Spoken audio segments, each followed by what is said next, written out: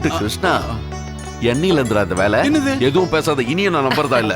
உனக்கு அவளை பிடிச்சிருந்தா எங்க கிட்ட ஒரு வார்த்தை சொல்லக்கூடாதா? ஐயோ, அவ என் ரூம்குள்ள வந்துட்டா, அதனால திட்டி அனுப்பிச்சிட்டேன். நீ யார பத்திடா சொல்ற? அனுஷுயா பத்தி தானே கேட்டீங்க? இல்லையே, கங்காவோட விஷயத்தை பத்தி தான் கேக்குறோம். எந்த கங்கா?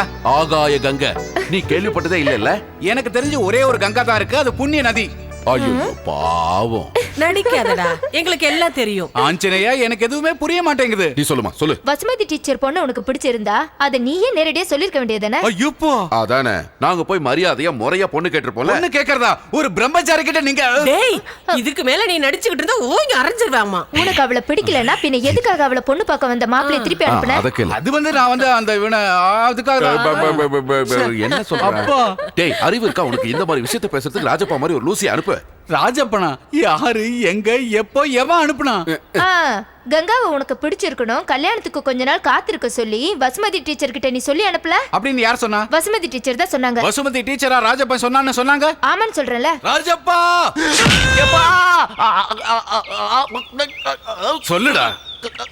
அந்த டீச்சர் பொண்ணு கங்காவை நான் காதலிக்கிறேன்னு, அவளை நான் கல்யாணம் பண்ணிக்கிறேன்னு டீச்சர் கிட்ட சொன்னியா? இப்படி பிடிச்சிக்கிட்டா எப்படி சொல்றது? கழுத்தை நெரிச்சு கொன்னுடாதீங்க, கீழே இறக்குங்க சொல்லுவான்.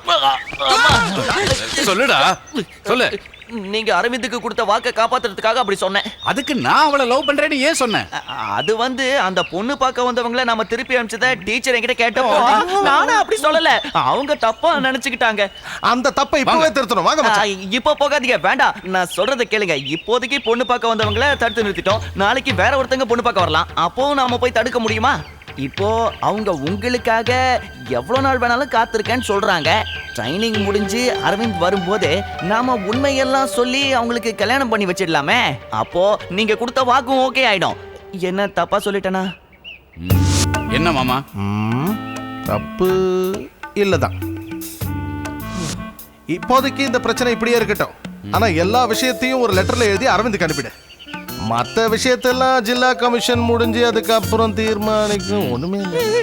என்ன நான் பண்ணது தப்புன்னா என் காது. என்ன இது? கை விடு.